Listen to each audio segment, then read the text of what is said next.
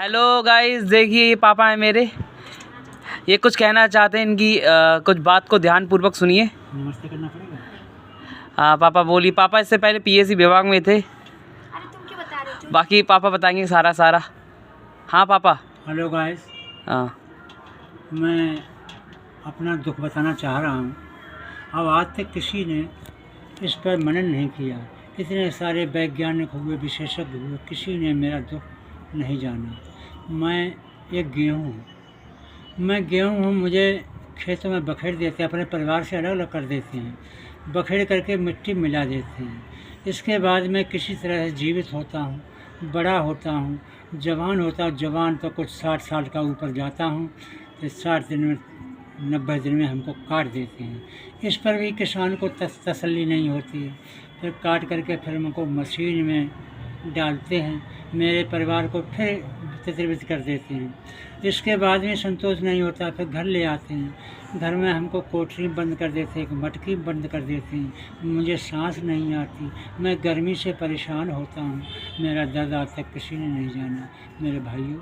इसके बाद में भी इससे संतोष नहीं हुआ, फिर निकाल करके हमको धूप में सुखाते हैं, तरसाते हैं। मैं तड़पता हूँ, बिलबिलाता हूँ, कुछ नहीं कह पाता हूँ मेरे भाइयों। किसी ने मेरा दर्द जाना।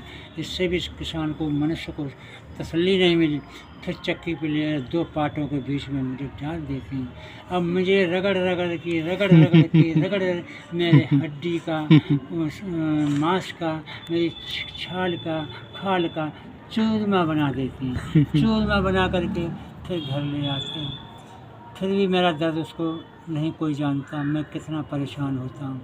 इससे भी संतोष नहीं हुआ, फिर घर में ला करके डिब्बे बंद कर देते हैं, ढक देते हैं। फिर सांस वहाँ भी नहीं मिलती है, वहाँ भी तड़पता हूँ, इससे भी सांस नहीं मिली।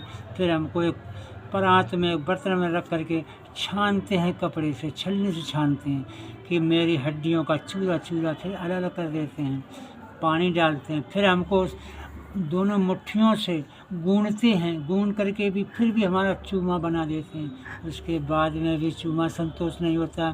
फिर एक चकला बेलने के बीच में लेकर के फिर हमको कुचलते हैं, रगड़ते हैं, पैरों से लेके गर्दन तक, गर्दन से लेके पैरों तक, आगे पीछे दाएं बाएं सारी पसलियाँ मसल देते हैं।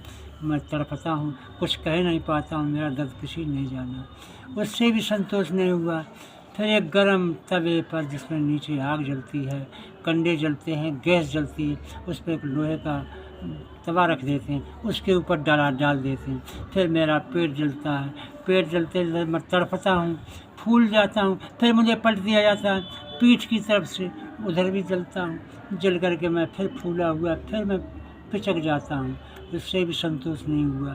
फिर मुझको आग में खड़ा करके सेंकते हैं, गरमाते हैं, मेरा तन जला देते हैं। इस पर भी उनको तसल्ली नहीं हुई। अरे भाई, मैं भी तो एक जीव प्राणी हूँ, ऐसा अत्याचार क्यों कर रहे हो मेरे ऊपर? मुझ पर ऐसा क्यों अत्याचार कर रहे हो? अरे रहम करो मेरे अत्याचार करने वाले, मुझ पर रहम करो। इस पर भी संतोष नहीं हुआ, आग में सेंक दिया। फिर उस पर संतोष नहीं हुआ। फिर मेरे टुकड़े कर करके दांतों से उन्होंने चबा करके कुचलिया नली बोटी कर करके फिर उसको निगल जाते हैं। उसके बाद मेरा बिल्कुल ही नामो निशान मिटा देते हैं। फिर मैं जा कर के मिट्टी में, लोग फिर दिशा मैदान जाते हैं, हमको मिट्टी में मिला देते हैं। फिर पुनः हम वही मिट्टी बन जाता हूँ। फिर अगला गेहूँ आता है, फिर भी हमको उसी में फिर बोल देते हमारी मिट्टी, हमारा चूरमा बना देते। मेरे भाइयों, ऐसे दुख किसी को मत दो जो इतना कष्ट होता है।